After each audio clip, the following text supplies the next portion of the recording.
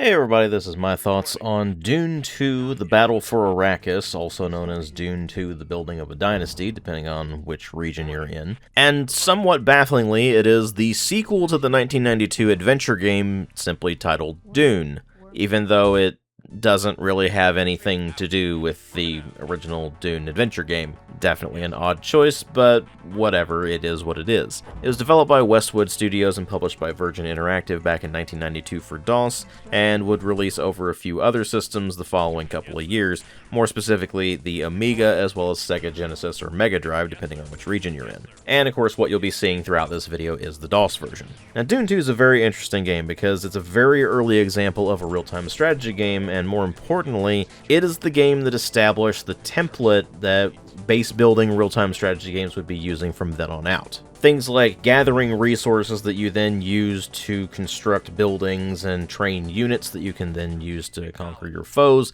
Things like an in-game sort of radar view or mini-map where you can see what's going on. A fairly clean mouse-driven interface where you click on units, then order them to do various things, whether it's just to move somewhere or attack enemies or things like that. Multiple faction selections, each of which has their own specific units that they can use. A sort of tech progression system in the sense that you start by only having access to your construction yard, and then once you build the power plant, then that opens up the ability to build a bunch of other buildings, and then as you keep building these buildings, you'll gain access to new units, or maybe even additional buildings that you can construct, and so as you continue to expand your base, you'll gain more capabilities. All these things brought together will make it instantly familiar to anybody who's messed around with the likes of, say, Command and Conquer in particular, because that was the successor of this particular game, or of course games like Warcraft, Starcraft, Age of Empires, so on and so forth, that all take the concepts and general template that this game established and expand upon it, make improvements and refinements, put their own spin on things,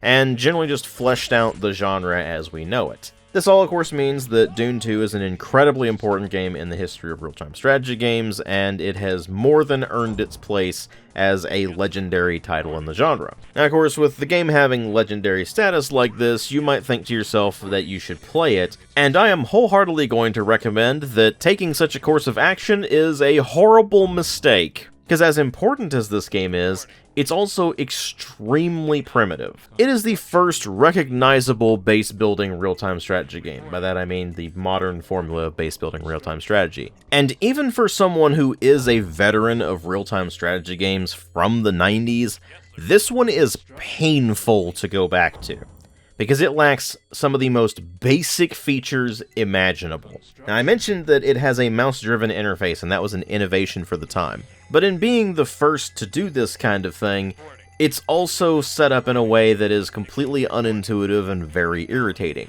For one, you have to select a unit, and then you have to select the command you want to give them, and then you can click on whatever in the game world that you want to send that unit to do. So if you want them to attack a unit, you click on the enemy unit you want them to attack.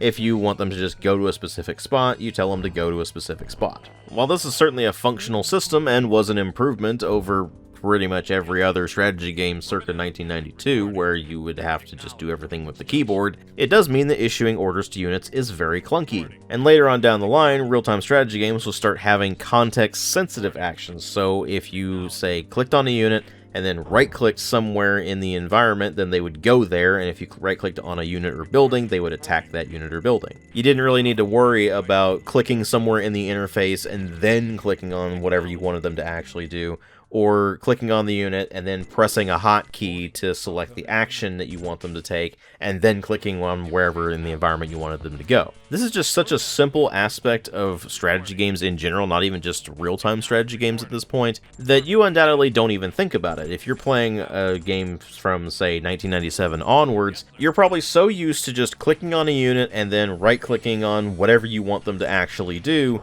that you don't even think about it. So hopping into something like this, you're going to immediately find the process to be incredibly clunky. This is made considerably worse by the fact that there is no multiple select. You can only command a single unit at a time, period. End of story. There's no selecting a group and then assigning a group number to them. There's no just click and drag to select. There's no shift click to select multiple units. None of that stuff. Just select a single unit and then order them to do something, and then move on to the next unit, select them, order them to do something. I'm sure you get the idea here, and you can see it in the gameplay footage too. It is an incredibly clunky process, and it makes even the simple task that you will be doing constantly of commanding your units not only a chore, but actually an active frustration. It's not such a problem when you're only trying to command 1 or 2 units around, because you'd be doing that kind of thing anyway, but whenever you start trying to coordinate active offensives where you're having to send large numbers of units to attack the enemy base or an enemy force, or of course if you're trying to organize a bunch of units on defense, it can get downright miserable. Now thankfully the enemy AI in this game is remarkably stupid, where they will just send units out to attack in your general direction as soon as they're trained, and so they don't coordinate any kind of offensives, they don't coordinate any kind of flanking maneuvers, they just send their units to whatever the closest point of your base is to their base, and so the AI basically ends up being something of a joke. It is laughably easy to defeat. It just devolves into a tedious battle of attrition every single time. And as if that weren't frustrating enough, building out your base is also not just a chore, but a level of tedium that becomes downright irritating. And this is because of a few things. The first is the build queue, or rather lack thereof. There is no build queue.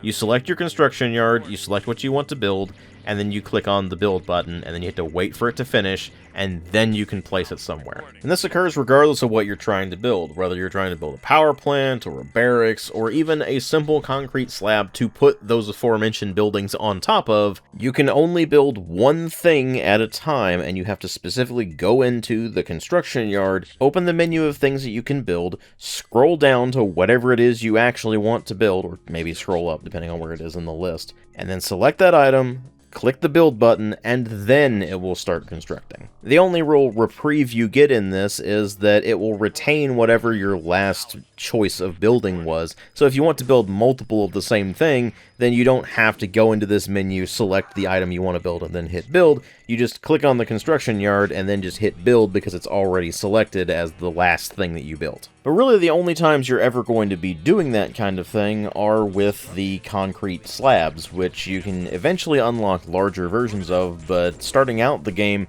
you'll only have access to single tile concrete slabs. And you will be making a lot of concrete slabs because, unlike most other real-time strategy games you would ever think of, you can't really just build structures anywhere on the map. For one, you can't build them on sand at all. They have to be built on rocky terrain, but if you build them without placing down concrete slabs first, then the structures will start with only half health and they'll deteriorate more rapidly than if they were placed on concrete, meaning that you're probably going to be spending an awful lot more credits simply repairing those structures rather than just building them and then only repairing them if you really need to later on down the line. I mean, sure, you can play things a bit more risky if you really want to, but generally speaking, it's just a better idea to go ahead and place down the concrete slabs and not have to worry about it. Thing is, only being able to build one thing at a time, whether it's concrete slabs or actual useful structures, means that the whole process of building out the base becomes very tedious if you're actually going for the concrete slabs. And if you're not going for the concrete slabs, well, that can get pretty expensive pretty quick. You also need to be mindful of how many credits you have versus the costs of what you're building, because until you get a refinery up and running,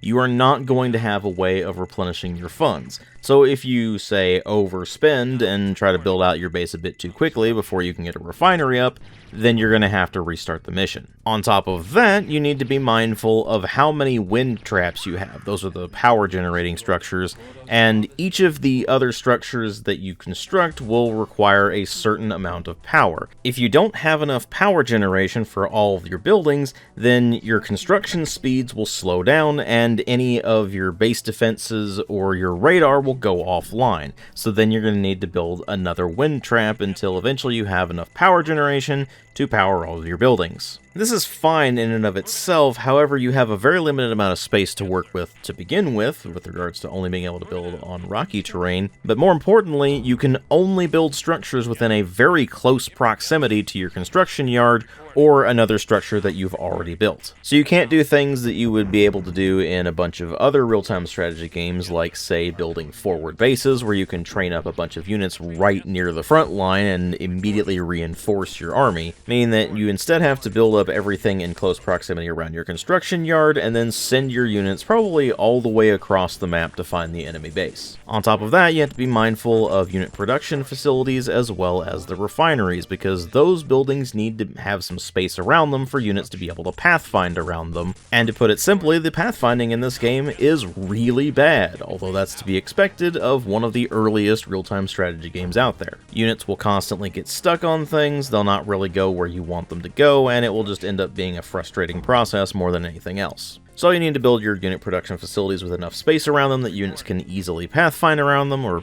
more easily, I should say.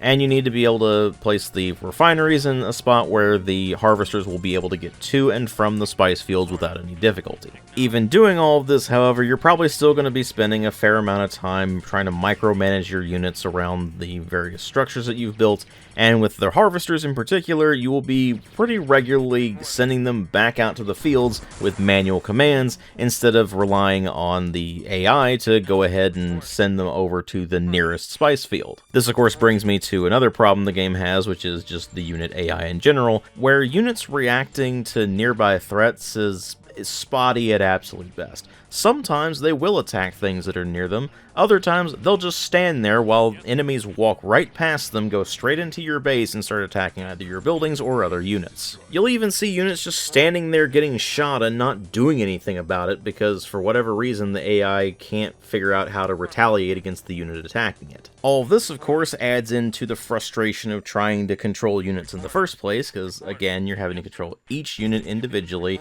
you're having to order them to do every single tiny thing, they're getting stuck on things in the environment a lot of times, they're just wandering off into directions you didn't really want them to go, and on top of all of that, they have about the same self-preservation instincts as a lemming. So unit command and control is a remarkably frustrating experience. Building out the base is tedious at best, and at worst, since you can't really do what you really want to do with it, it becomes frustrating. And of course, since this is a game from 1992, if you are, for whatever reason, new to real-time strategy games and messing with this, you're in for a real problem because there's no tutorial. You just were expected to read the manual and figure out how everything works from that, which is fine unless you don't have access to the manual. Although not having access to the manual is also a problem because this is one of those games with manual-based copy protection, meaning that after you play through the first mission, it'll say that it needs to verify that you're really with whatever faction you've chosen, and so you're expected to enter some bit of information from the manual, and if you fail too many times, then it quits the game. So funnily enough, even if you're not using the manual to learn the gameplay mechanics, you still need it just to be able to play the game. Now, once you manage to get past all of that,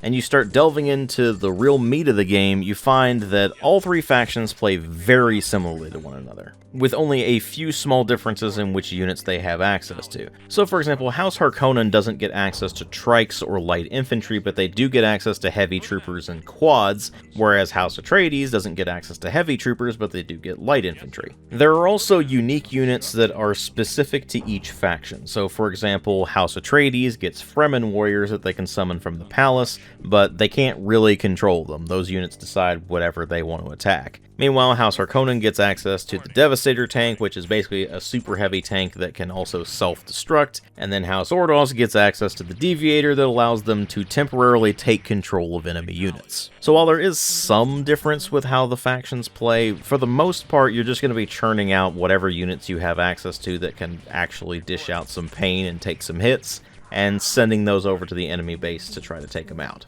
The economy in this game is very simplistic, so there's not much to manage there. It's just build a couple of refineries, send your harvesters out to get the spice, have them return, and deposit the spice so you can actually get credits that you can then use to train units and build structures. And of course, along the way, you're having to manage your power to make sure that all of your buildings can remain powered so they can keep up optimal production. There's very little you can do with the base building aspect of the strategy, and then with unit command, there's just not much you can do with it.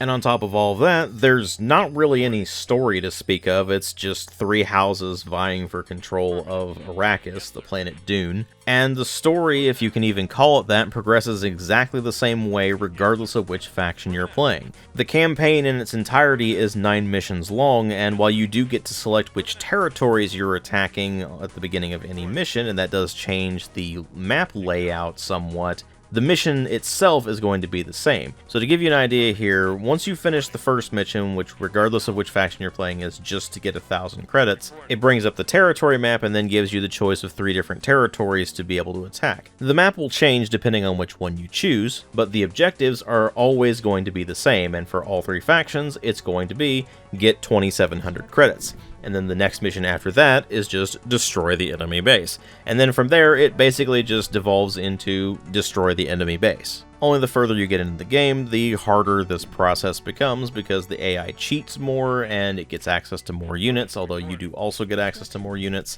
And the objective, no matter which faction you're playing, is just to wipe out the other 2 factions, and by the end of it, you get the Emperor's support, which means that you get access to Sardaukar units. The unfortunate reality here, though, is that there's just not much on offer here. It's fine for one of the earliest real-time strategy games to exist, but when you're going back and trying to play it, you're dealing with a 9-mission long campaign that's basically the exact same regardless of which faction you're playing. You're dealing with 3 factions that play extremely similarly to one another. You're dealing with controls that are not very intuitive and become more and more frustrating the further you get into the game. And the mechanics themselves are primitive enough that there's just not much depth here. And as a result, I really can't recommend going back and trying to play this thing just to enjoy a real-time strategy game at all. The only real context I can recommend it in is purely as a historical curiosity, looking at this thing for its contributions to the real-time strategy genre and for its influence, rather than actually trying to enjoy it as a real-time strategy game. If you're looking at it that way, you might be able to get something out of it, but if you're just looking for a real-time strategy game to enjoy, then the original Dune 2 is not it. I say original because it was remade as Dune 2000, and that game is on a version of the Command & Conquer engine that's right around Command & Conquer Tiberian Sun, meaning that once you get past a few technical issues with trying to run that on a modern operating system, it is an eminently playable experience, and there's also a source port that allows you to run that in modern systems without any real trouble. There is also a source port for Dune 2, but I would say the mechanics are still so primitive in this game that there's really not much reason to play it unless you're looking at it from a historical curiosity standpoint. In this regard, it's actually quite similar to the original Warcraft, which I covered a few weeks ago, where even if you are playing a version of the game that has some convenience features built into it, it's better to just go ahead and skip it if you're looking to actually enjoy your real-time strategy gaming experience, because it's just too primitive in terms of mechanics. As you see, you can get a lot more out of Dune 2000 than you can out of Dune 2. If you're interested in Dune 2, the Battle for Arrakis, or the Building of a Dynasty, again, depending on which region you're in, from a historical perspective, then maybe mess around with it for a bit, but just definitely understand what you're getting yourself into. This is a very early example of a real-time strategy game, and it is, at times, downright painful to try to play it. The source port does make it a bit more tolerable because it adds some convenience features and things like building queues, unit queues, as well as group select and stuff like that, which obviously makes it a much more playable experience. But again, the mechanics underlying everything are still so primitive that you would just be better served playing Dune 2000 if you're looking to play some version of this game that actually still holds up reasonably well to this day. Although Dune 2000 certainly has its problems too, but that's for the subject for another video. As for Dune 2 itself, well, definitely deserves immense amounts of respect for its contributions to the RTS genre, but unfortunately for it, it was just so early in the development of the genre that it is completely eclipsed by, of course, its remake, as well as pretty much every single subsequent RTS. And that covers pretty much everything I wanted to say about Dune 2. I don't really know when I'll get around to making a video on Dune 2000 or Emperor Battle for Dune, but I do plan on making videos of both of those eventually. So keep an eye out for those whenever they end up happening. But honestly, they're pretty low priority because, to put it very simply, I really don't like the Dune franchise all that much. I know that's blasphemy for anybody who is into sci-fi, but honestly, the original book just felt like reading a jargon encyclopedia, and I just lost interest almost immediately. I did, however, enjoy the absolute cheese fest that was the 1984 film, so there is that. But even Denis Villeneuve's film, at least Part 1 anyway, I haven't seen Part 2 yet, but Part 1 just didn't impress me all that much. It wasn't bad or anything, it's just that it dragged on a bit, and since I don't really like the source material all that much, I just didn't get a whole lot out of it. But all that said, even though the Dune franchise really isn't my kind of thing, I will still take a look at Dune 2000 and Emperor Battle for Dune eventually, and I'll probably try to cover the Dune adventure game that preceded Dune 2 if I can ever get my hands on a copy of it. And since I already have a copy of Dune Spice Wars because I got it in a bundle, I might as well make a video on that at some point too. So we'll see what happens with all those. I don't know when I'll get around to any of them. Like I said, they're not especially high priority or anything, and I've got a whole lot of catching up I need to do before I get around to them anyway, so we'll see what happens with those. At any rate, thank you all very much for watching, and I will see you all in later videos.